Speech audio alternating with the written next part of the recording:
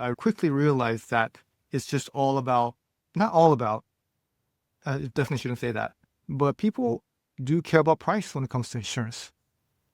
And if you advertise that we could save you money and we could kind of deliver on that, closing ratio really helps. So the biggest trouble I would say is, and it just requires a little bit of patience, is for me to.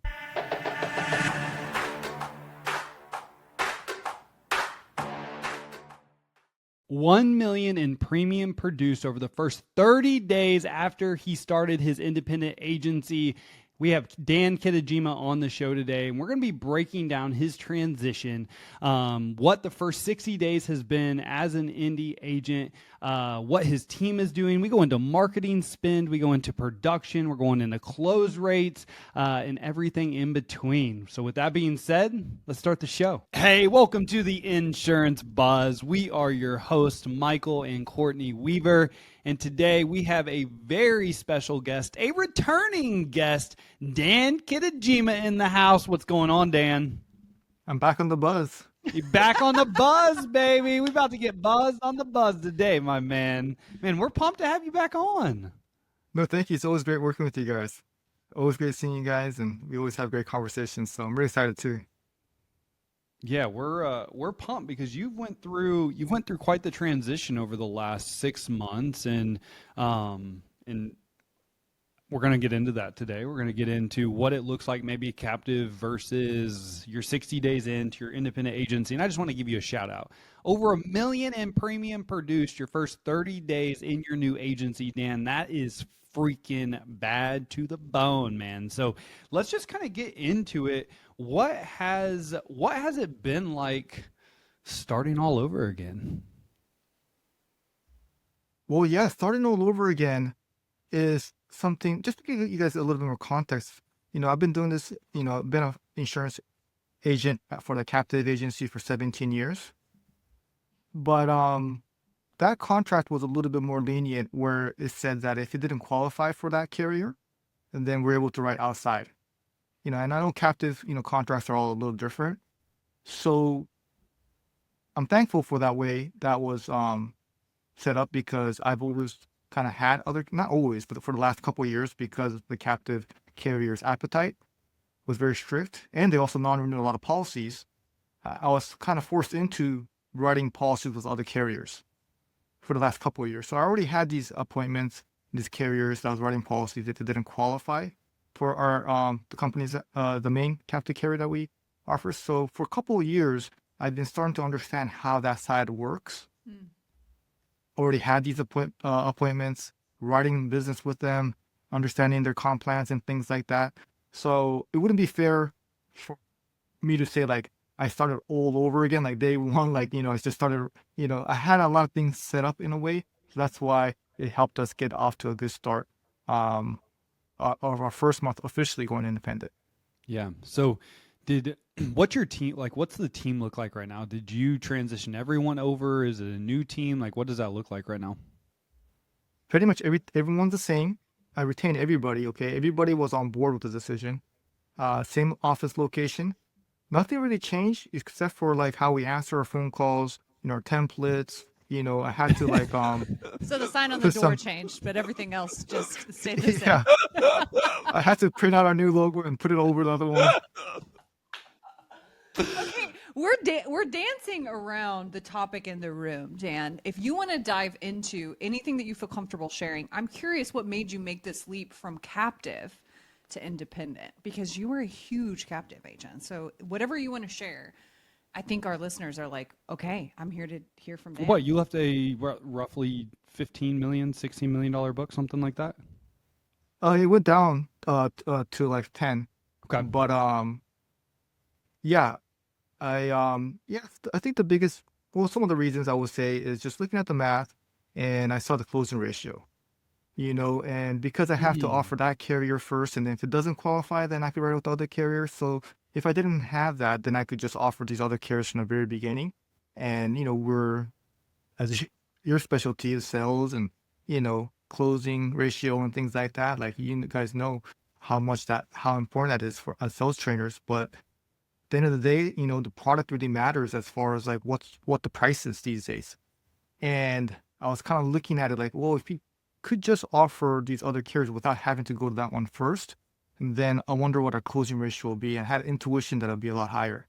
So if you invest so much money on marketing, then that change in closing ratio really makes a big difference.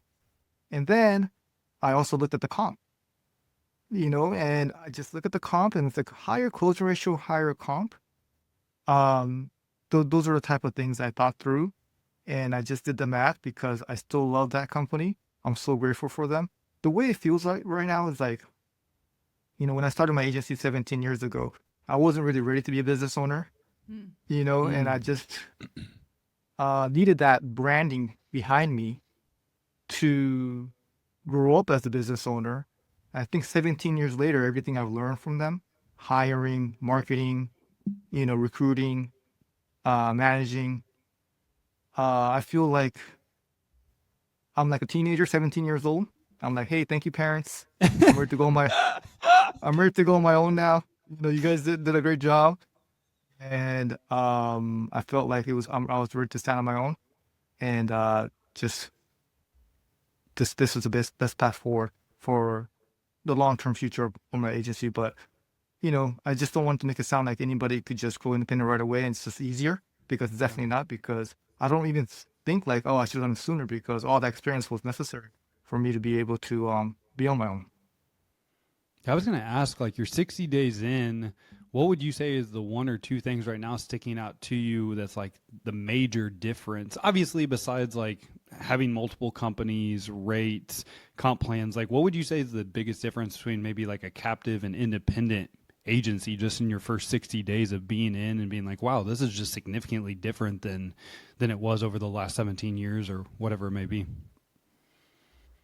Well, there's so many, but just because these are some of the projects I'm working on right now, I would say the ability to use technology a little bit more integrated, with raters and things like that, and Yeah. automation and things like that. So there's a lot more flexibility there. And there's a lot more creative freedom when it comes to like, what's the customer experience going to look like? If they fill out a form, or if they text us, like, how fast can they get quotes? So with automation and AI and things like that, with it connecting to the reader, I Mm. think that's something that is very exciting as the world goes into more transparency and speed. I think that's very exciting. And also, um, just back to kind of like the comp plan, I'm just like really surprised, and just the re- the relationship you have with the carriers. I'm also very surprised of how that is, because I feel like maybe the marketing reps on the independent side, they kind of understand that we have choices, and in this market right now, we're finally in California trying to grow. It's it's been refreshing to see how they want to work with us, and they're almost like persuading us or trying to sell us to sell their product. It's a little different than the feeling I had at the end there, because the captive side was more like, if you don't write these numbers, then your commission goes down. So the way to motivate us, and then um, negotiating like commissions and stuff like that. I had no idea like you could do that. I'm like, what? Like, this is up for discussion, So it's like those are the type of things that um is very different that I'm learning right now. Wait, you can negotiate commissions with carriers in the independent space? Yes, yeah.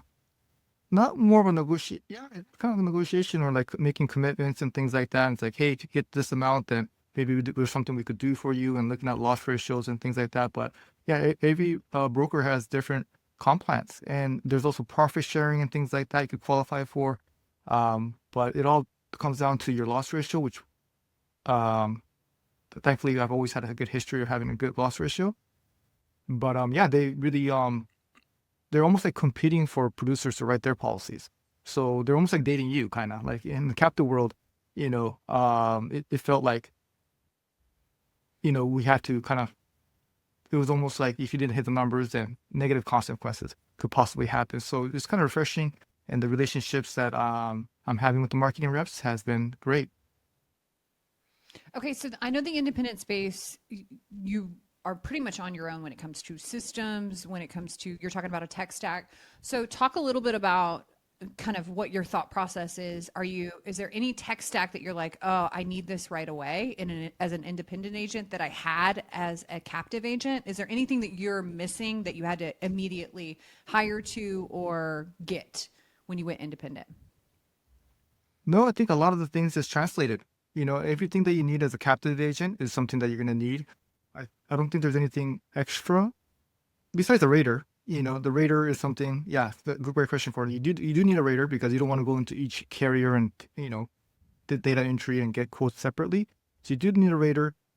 But everything else like CRM and things like that, you should already have as a captive agent. I hope everybody does. So nothing too crazy there.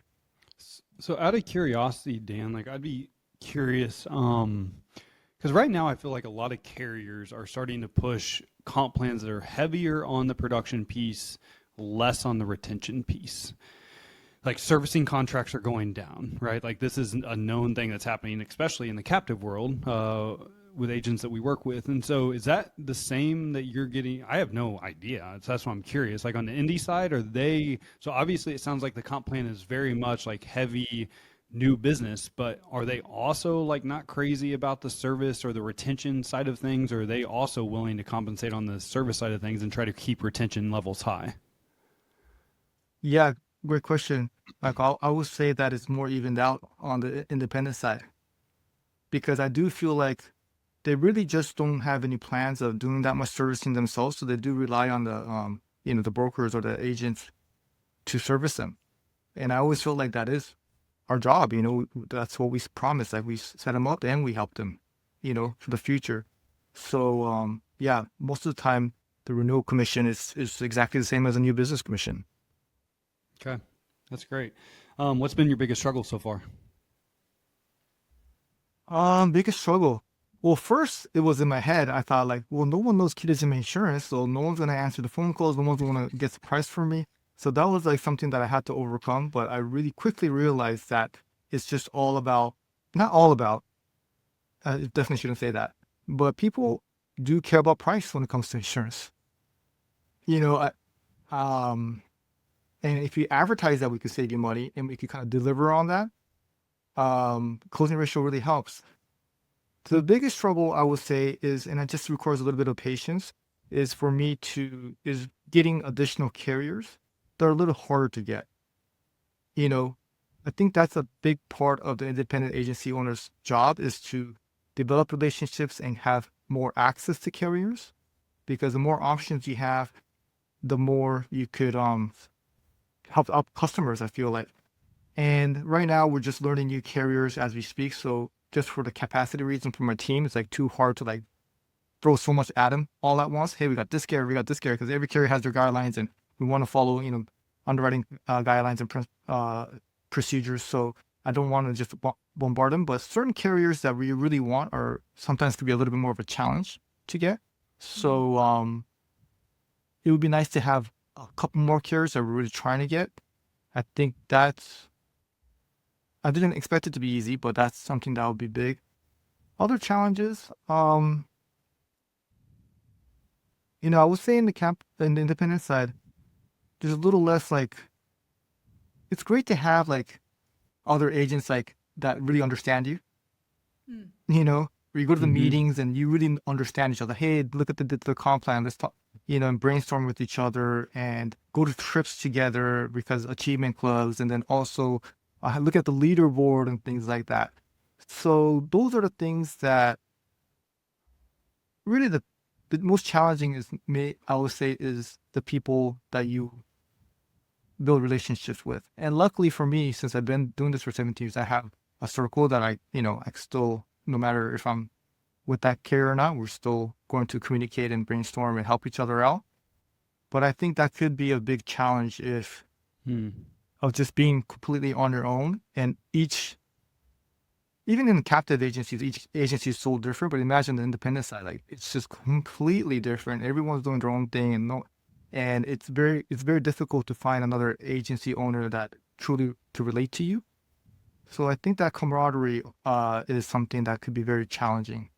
Yeah.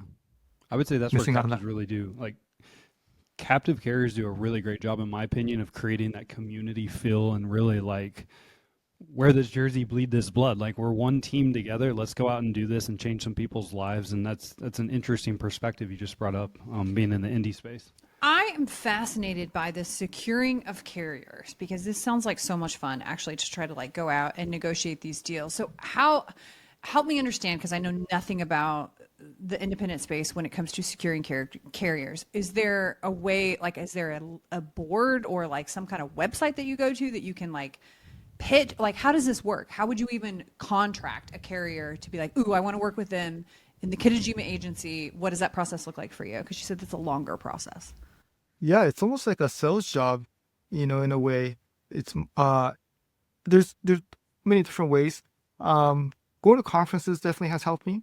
Okay. In case there's a big major one in California, somebody told me that I should go to that one, so I was even going to that one a couple years ago. Starting a couple years ago, meeting people there, and just it is kind of who you know kind of thing. I've gone to websites and emailed people, and then they give me referrals and things like that. So it could be a long game, but and it also depends on the market's appetite. For a couple of years, California, it was like the hardest time to get appointments. Like no one really wanted to appoint anybody. In fact, if you said like, "Hey, this is my production, like this is how much I write per month," that would actually turn them off because that's too much risk. We don't want that risk. I was like, "Oops!" So You're too good of a producer. You're going to make us way too much money. We don't like that risk. Nope, don't like it. yeah, so really understanding what they want and really what they want, really learning is loss ratio. You really don't want to have a bunch of claims in your book, and that's one of the major things that to help you gain appointments is to just have a good history there and underwrite and be disciplined when it comes to sales and not write everything because you can. And then just once you get a contact or once you get a meeting, then it's just follow up. I've with one carrier I followed up. It was something that was repeated on the calendar for 2 years, every month. I didn't email that person every single month. I sometimes gave him a little break, but just here and there, I just sent him some production reports and stuff like that. And then when the time was right, I built that relationship. And I wasn't like, "Hey, appoint me. I was just kind of keeping in touch and stuff like that. And once it was official, then it was like very easy, because um, so yeah, I think it's just like any sales situation. Is you just really want to just keep in touch and try to provide value and offer them information that you possibly can or what's going on with the market and things like that, and getting referrals. But yeah, that is a huge part of agency owners. I feel responsibility is to give their producers access to carriers. Yeah. So with your team having the ability to basically shop multiple companies and give customers the cheapest rate, are you concerned at all about having a culture that only sells based off of price and not value just because you can save pretty much every single person money every time you talk to them? Like, so is that a concern to you? Because I'm and maybe this is the captive in me speaking, so you can probably appreciate this, It is. Dan. I can feel it. I can feel the. But here's the thing is like when you buy on price, you leave on price. And I know when they call to leave, okay, we can shop and write them with a new company. But long term, that doesn't help insurance scores. That makes everyone's rates go up. So like is that like a fear of yours at all that, okay, now my team is only going to sell off price because we can give the cheapest price every single time? Or what does that look like? And how are you even, what type of conversations are you having by coaching your team to make sure they don't fall in the rut of just being product pushers that save people money and that's all they do? Great question. Yeah. Well, we look at closing ratio for our producers and it still varies quite a bit. Okay. So the ones that really are struggling are just relying on price. And if you just go with that thought process, you're still not going to win that much. Okay. Not all of them. Because again, we don't have access to all the carriers. And there's some carriers out here that are captive or, certain or direct that we don't have access to. So there's tons of carriers that we don't have access to. So if you compete just on price, we're still not going to sell that much. Our closing ratio right now for every, the people that we actually talk to is 25%. Okay, which is great. I'm very happy with that. But still, there's going to be a lot of situations where if you just compete on price, your closing ratios is going to be, some of our producers are in the teens. It's like, what's going on here? You're probably just trying to quote as much as possible and just find a cheaper rate. And sometimes you just, if you had every single carrier in California, maybe, but just these are carriers that you can't have access to. So, sales is still a skill game, even if you're independent. And I just tell them like, hey, let's keep getting better, you know, and that's where sales training is so critical in the independent space. And sometimes it's maybe even more so because you don't have that branding, so it's kind of like, who Mm. are you guys? I never heard of you guys, so how to handle those type of things are more conversations, referring back. Having Google reviews is huge because one thing is for you to say like, hey, we're great, but then it's like, hey, no, check out the reviews. It's more credible. So looking at having Google reviews is key, I think, when independent space, and just really showing us that we care more, I think is important. But going over coverage and details, I think when it comes to once you get them on the phone, besides having to sell the agency a little bit more and how much you value customer service and things like that is very important, but explaining coverages and things like that, there's the better sales agents are the ones that are able to convince people, not convince, but have people switch even when you're more. Education and empowerment, baby. Oh yeah. and I think that doesn't change. Yeah. Okay. But yeah, yeah. So that's a great question, Michael. So I wouldn't want everybody to think like, oh, once I go independent, like it's just sales is easy, because no, it's still in some ways it's yeah, even harder because you don't have a brand name behind you. Okay, so I want to go back. So you've had 17 years of experience. If you had to look back 17 years ago, what would you struggle in an independent agency that you learned from a captive agency? Mm. Yeah, wow, great question.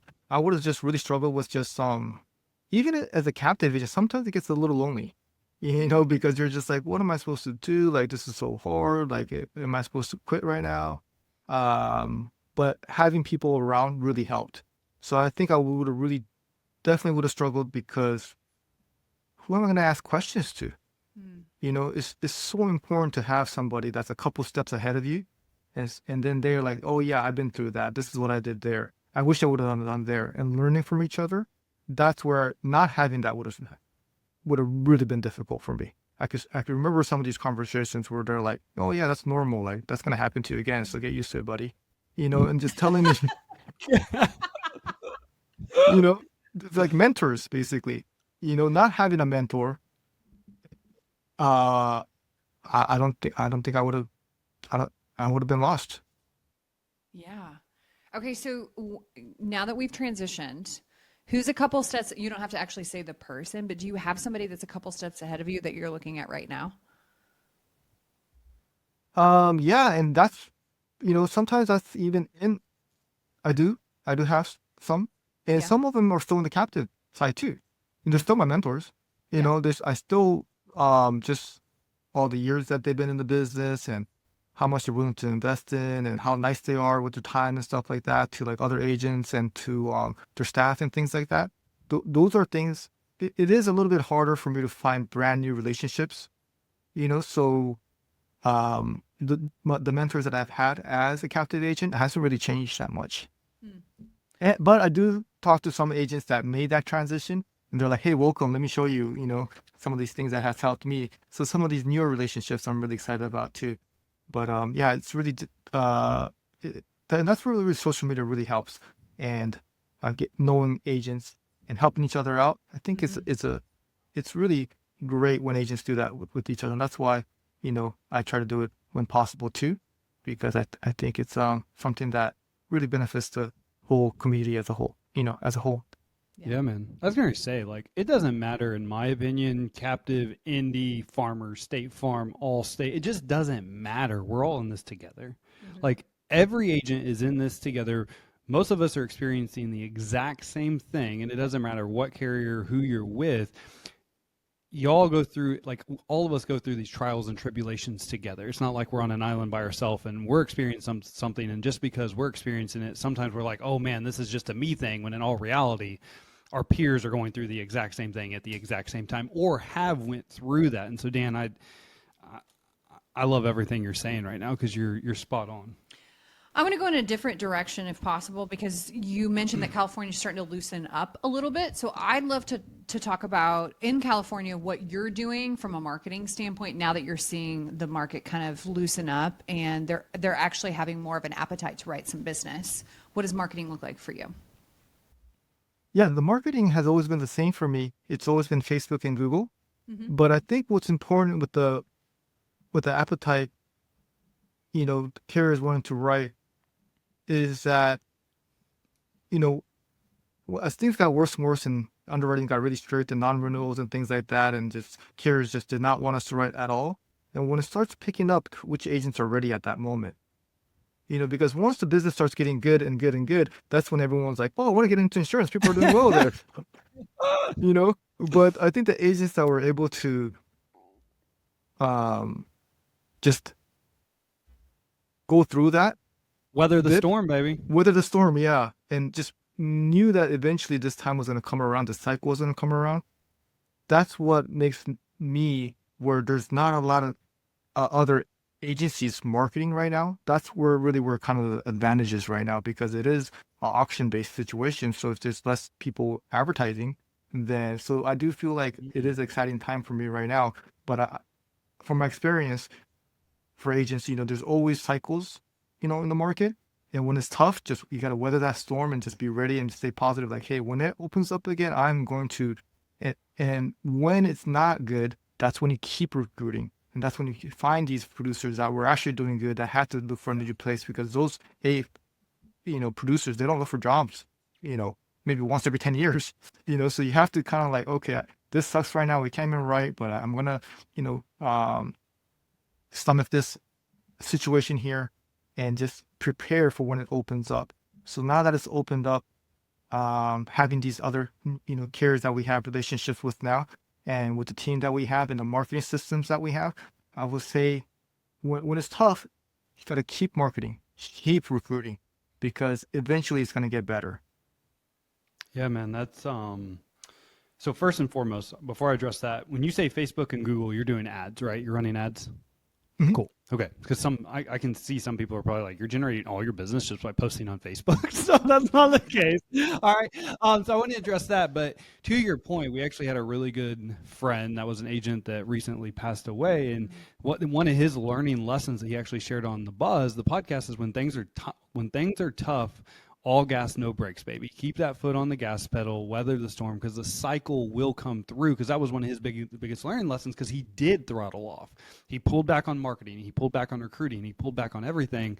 And he said, like, when it opened back up, he just wasn't prepared. And so thank you for saying that. Like, that's a great takeaway.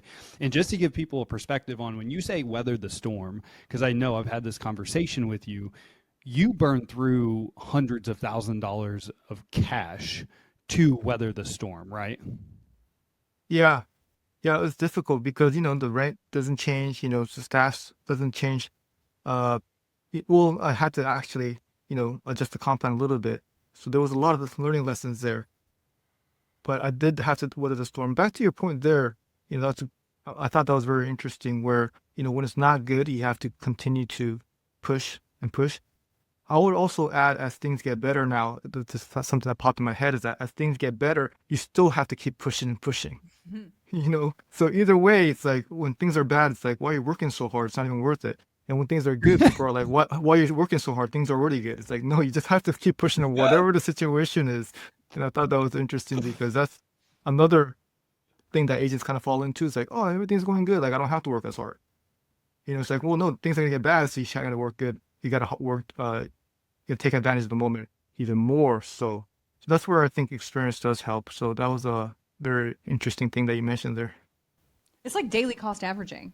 That's literally what's happening right now. It's like it doesn't matter. It's like the stock market. It doesn't matter how good or how bad it is. You still have to show up and give the same amount of activity either way because it's going to do whatever it does, but you can control how much money you put in that stock market. And when the good is good, like you don't, that's not when you let off. Like, Dan, I know you're out in California, the sunny state of California, but here in the Midwest, we're like, when the sun is shining, we make hay, baby. So when the good is good, we gonna go get them good, man. Like it's not always, the sun's not always out. So I agree with you. Like when the good is good, you better be full throttle, all gas, no brakes.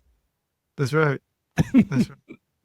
And I see how you guys are living too. You guys inspire me. You guys are lifestyle, all that. You know, I just love the way you guys live, and I love following you guys because, yeah, that's the life right there. That freedom, and that's part of something we just talked about too. Is just the, and I think it's important that some agents kind of need that structure. Need the training, and I think there's so many things that I appreciate. But I think at this point of my career, I feel liberated. I feel like very free to make my own decisions. And I feel very much in control of my future because it's more diversified as far as like, okay, if one carrier says like, hey, we don't want you to write any, full coverage cars in LA. All right, no problem. Or one carrier is like, hey, we're going through difficult times. We got to make a little comp plan change. All right, no problem. We got other areas to go. So I feel like some of the lessons I learned is that when you're with a captive carrier, if they go through something, then you're going through it, in a real way. So that is where I feel a little bit more stable and I feel a little bit less risk, a little more diversified there. Yeah. And I just, that's something just I thought maybe I'd throw out there. So besides like the community feel of the captive, what else are you missing in the captive space? Or like maybe early on when you started, you're like, man, I loved having this as a captive agent because we've had indies on before that have captive experience. We have captives that have indie experience. And look, captive indie, it doesn't matter. Like it's all going to be tough and you get out of it what you put into it. And indie's not for everybody, just like captive's not for everybody. So, I would go back to the question before I went on to my rant. Like, what would you say is a good thing about captives that you're kind of missing at this point besides the community? Anything within the captive space that you're like, man, they just set you up for success, and I miss it this way. Yeah, sometimes clients will call and say like, I want this carrier. This is who I'm looking for. And we're like, oh, we're not them anymore. They're like, okay, well, that's who I want. So thank you, bye-bye. So that's, every client is different. But I think there's some, brand loyalty. It's a big brand, national brand. And some people just do not want to buy what the carrier they never heard of. And luckily, as independent, there's some big carriers that you could say, this is the carrier. And they're like, oh, okay, I heard of them. I feel a lot better. But some, clients, they're not going to want to go sign up with a carrier that they never heard of. And that's just is based on, their budget or everyone's different. Some people just like, I don't care, just give me the cheapest thing possible. And some people are like, I just want this carrier.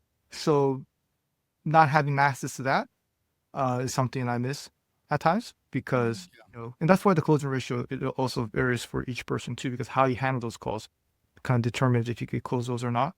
But sometimes there's people that just want that specific carrier. Their parents had them, their grandparents had them, and that's all they want. They don't care how much it costs. And that's the power of brand, really, that we don't necessarily have anymore. Okay. I want to get into the production, but you want to keep going with this? No, you can do it because I had a question about data. Okay. So all right. We're both into numbers. So Yeah, like, Dan, I'm we like, need I'm like, numbers. okay, we've talked indie captive a lot. Let's actually get into, okay, so I don't know what data question you were going to ask, but your first month, because I know you're a numbers guy. You are in the business. You freaking show up at like 5 a.m. You leave at like 9 p.m. I'm like, what are like, we doing at you 5 a.m.? work your ass off, and there's something to be respected about, like, you show up every day, you put in the work.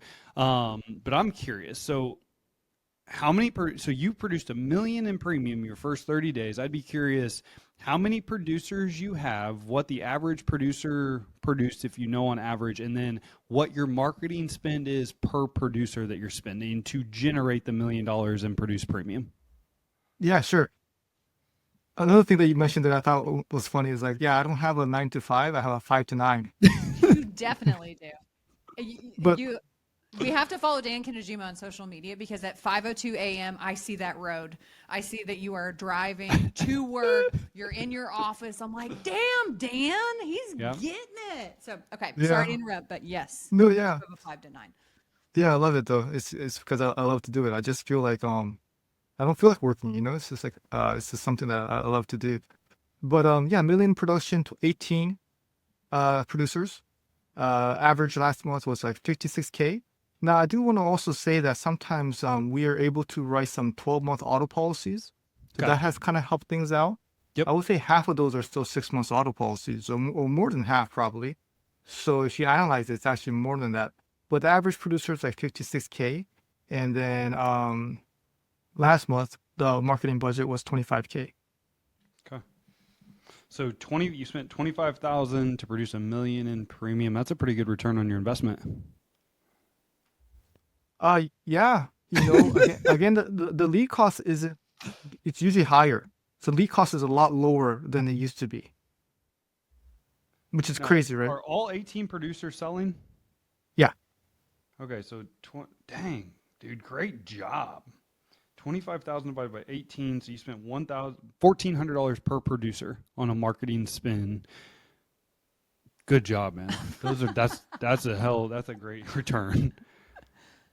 Well, I don't. Those are great questions. I appreciate feedback because I don't really. Maybe those are things I should be talking about with my other agents too. But I do, yeah, talk about that a little bit. And I will say that's a little bit of not the advantage, but sometimes if you go direct, Facebook and Google is just direct. You're not going through a middle lead Mhm. carrier company.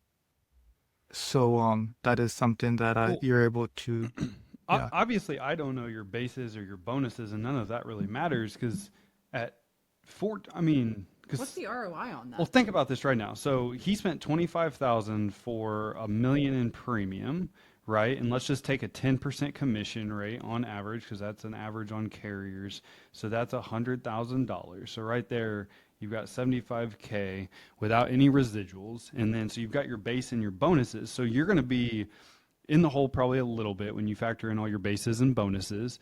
But when you think about the retention on the residual side for those 6 months, like you're making so much money. Like that is a ridiculous ROI on that. Would you agree, Dan? Your ROAS is amazing. If I had to assume. But we also have to keep in mind the base pay for the 18 Yep. Yep. producers and then Yep. their commissions too. But yeah, the numbers are looking good. Some of the policies that we do, right, full disclaimer, is some non-standard in there, actually quite a Yep. bit of it. So the retention may not be as good. But that's where customer service, really plays a part on what the LTV will look like. Mhm. But yeah, the cost per acquisition is is something I could live with, and it's very much scalable too. So a lot of things that I'm thinking about is really just like recruiting and training. Okay, because I'm happy to increase that lead spend. You Yep. know, hopefully I can double it. For, Yeah, man. with that return. It's Yeah. just the hard part is recruiting and training. Yep. That's not as scalable. That's like real hard work. Yep. Did Yep. you've got some data Yep, questions? we're Yep. we're jiving on it. So you talked about cost per acquisition, you talked about LTV, which is lifetime value. So what else are you paying attention to numbers wise pretty consistently in this beginning stage of transitioning, your first 60 days? What are we really looking at and dialing in? Well, I am looking at the close ratio, big time. You know, that's one of the things that really makes a big difference. The quote rate is also pretty important too. Like if I buy this many quotes, how many am I able to talk to? And from the producer side, I think some of the things that's really important to me is how many brand new quotes we're doing. Mm. How many quotes are we doing here? Because that just really measures their activity, and then also phone time. So how many hours on the phone are they per day? Mhm. And average sales per agent is also something that I'm really trying to get up to, because one of the things that really hurt the profitability is when you have an underperforming producer because they're getting the same amount of base pay. So all 18 of them get the same amount of base pay, but it's like how much production do you get out of that? And there's agents that top agents are sometimes they're really valuable because it's the same base pay, but they're getting 3 times as much production, but it's only one base pay. Yep. So if someone's writing 90K and there's 3 other that are writing 30K. Hmm. That 90K agent is so valuable because it's only one base pay that you're having to pay. So trying to get everybody to 40 or 50. If I could get the bottom a little bit higher, or hopefully I wouldn't have to replace them. But those are the things I'm really looking at because I've noticed that that's a big time profitability killer. And Yeah. that's one of my biggest weaknesses is like when I have an underperforming agent, I just keep on believing in them. I'm like, I know you're gonna turn it around next month. I know, and then we do Dude, we do isn't the role that is plays. hard. That's Oh my gosh, it's like, come on, I know it. You're saying it's this we month. just had an agent on that's like it's like a wet noodle up here with accountability. It's like do this, but I'm hitting them with a wet noodle, man. Like, it is, wanna believe. but you want to believe, Dan. We've held on to people for so long because it's like I see so much potential in you. I know you're going to be able to figure it out, and it's like you just never figure it out. Because the point you're making is true. If you have a producer with a 30% closing rate and then a producer with a 15% close rate, what would happen if you just gave the producer with the 30% close rate the 15% close rates leads? That's automatically going to generate more production, not going to cost you as much on a marketing spend or stay the same, and you're producing more like that. And those are the things that it sounds like you're starting to really track and pay attention to. Yeah, the close ratio, man. That's something I asked ChatGPT. I gave them all the information, like what's the one thing I should focus on to make the biggest difference in my agency. They say close rate. That was the number one thing. That shows how much what you guys do, sales training, is so important in Amen. the insurance business. Like more than any other number, they're like, if you just change that, then that's if you had to focus on one number, I asked them that, if it's close rate. Now let me ask you guys this. So I think a lot of times people struggle is because they don't believe in themselves. And then we have to tell them we believe in you, right? But then at what point do you say like, okay, now I don't believe in you? That's- I don't think that it's no, I don't believe in you. I think you really have to start paying attention to behavior, because a lot of times what I have found, and I'll let you answer this however you want to. A lot of times what I have found is they're unwilling to make the decision that they know is in the best interest for themselves. Like the position doesn't fit either their experience, their skill set, what they love to do. So they could be an absolutely amazing person that you still believe in. But I think it's really when you get to the point of the behavior becomes, oh, this is like self-sabotage. Like I know that you can do more than what you're capable of, but this is not a right fit. So I think I don't have the answer because I too fall in the camp of you could be on your deathbed and I'm like, I believe in you. Come on.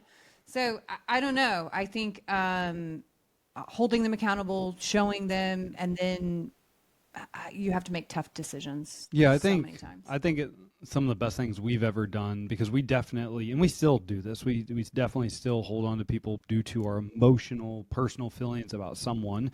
I think the more that you can make it more of a business decision when the math just doesn't math anymore and you have that 90-day set process of an action plan of, hey, if you don't hit your expectations, here's what you can expect. Like this is the process we have in this agency. I'm going to coach you. I'm going to train you. I'm going to show you how to be successful. I'm going to give you 90 days runway to get up to that point. And then after that, you're held accountable to this type of action plan. If you don't hit expectations, I'm going to continue to pour into you. I think when we went to that model, that helped eliminate more of the personal, emotional side of things. Like it still sucks letting go of somebody that you like and you know is a good person and you believe in them. But when the math doesn't math and you're losing money month after month and you just can see behaviors and patterns, then you have to make a business owner decision, unfortunately. And that's just part of being a business owner, as you know, Dan. Like, and I will also say the one thing that I've always fall back on, and I think about this is like, show me your dedication to self-development and I will show you you'll show me how dedicated you are to success based off of how dedicated you are to self-development. It just so happens that typically underperformers are not big time into self-development. They come in, they try to do the same thing every single month, and they fall short every single month. And it's like, well, that's the definition of insanity. And so if you want to be successful, you have to do the same thing that successful people do. And you have to be dedicated to mastering your craft. You have to be wildly dedicated to success, just like you, Dan. You show up at 5, you leave at 9, 10, 11. Like, you are dedicated to success. You are willing to do legitimately whatever it takes to have success. And you have team members that are like that, and then you'll have team members that aren't like that.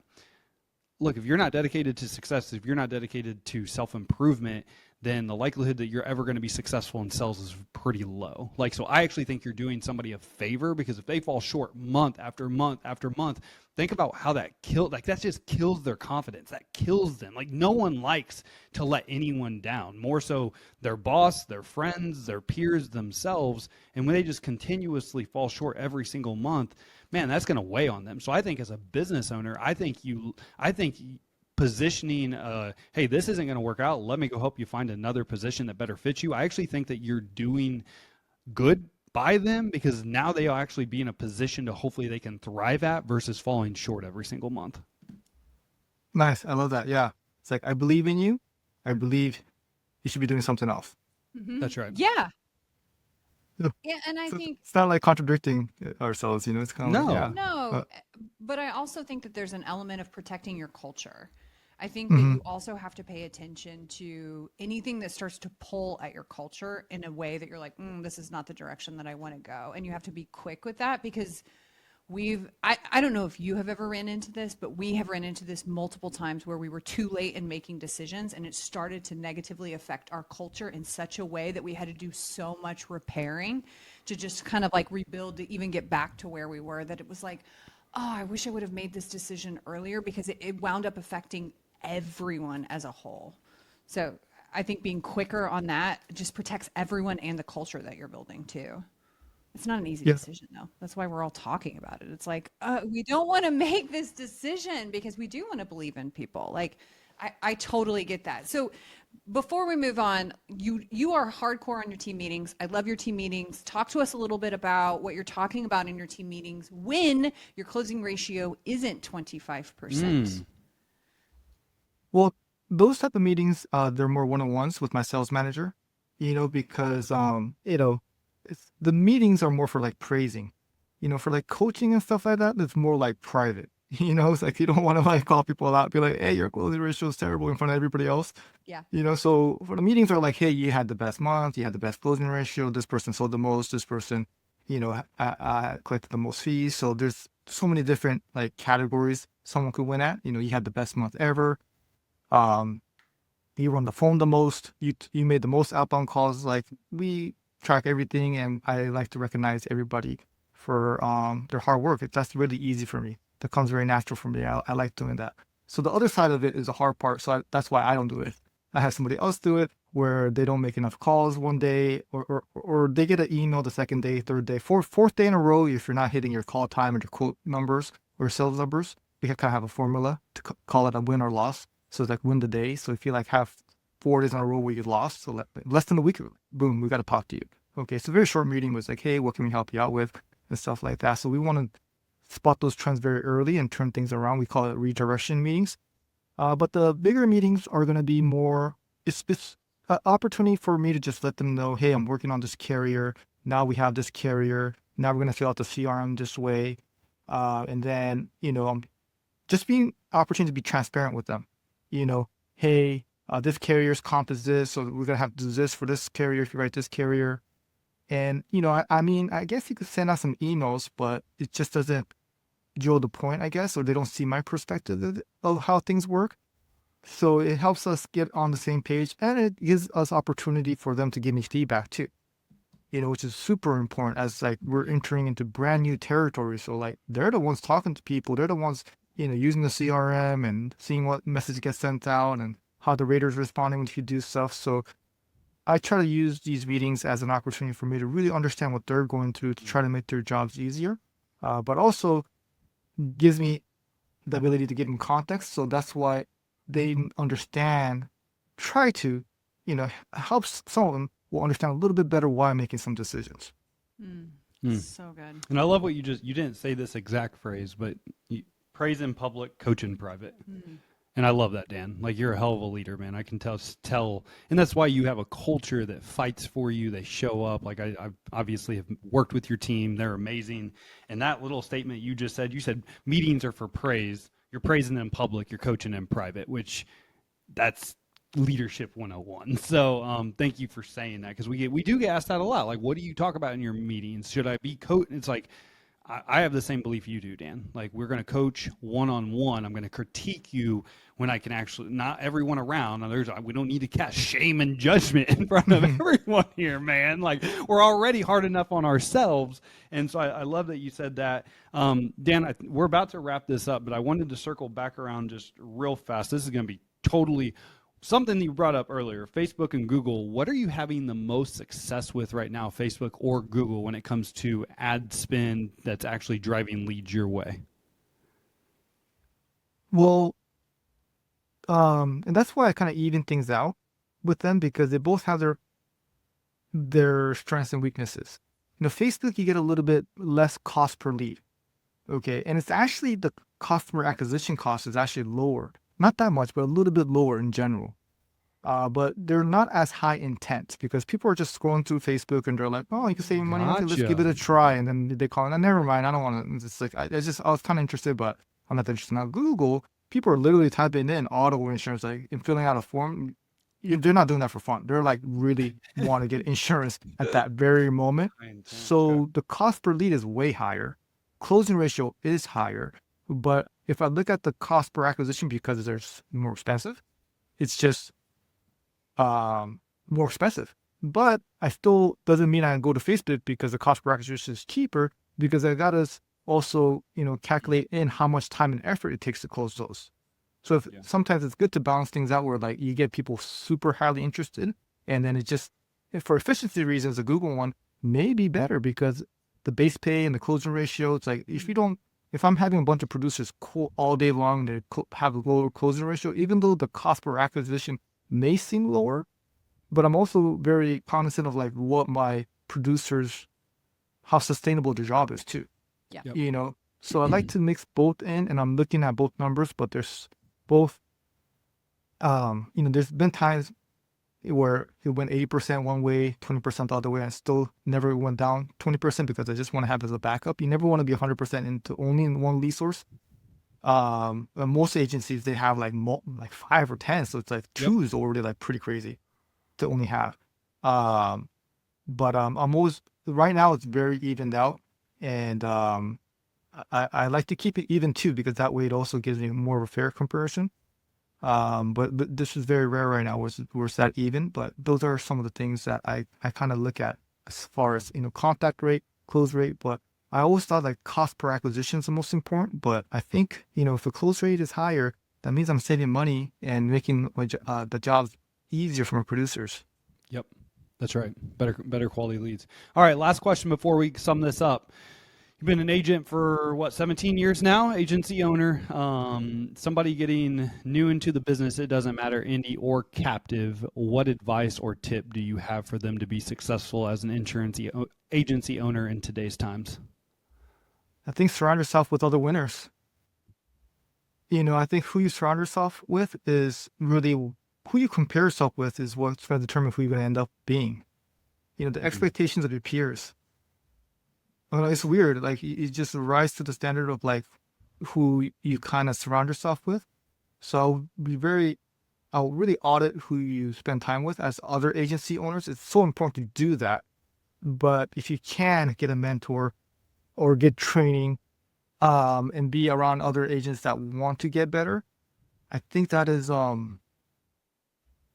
think that's very underrated. And I think maybe now that I'm in the independent side, and I really understood the power of like networking with other agents on the captive side, we kind of talked about that.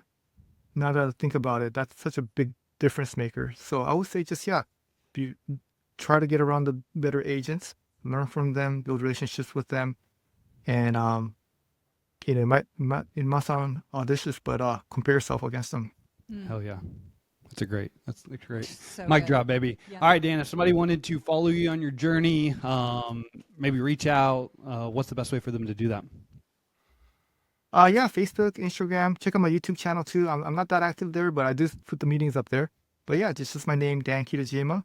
And yeah, if anybody wants to reach out, I'm always happy to try to see if I could help them out.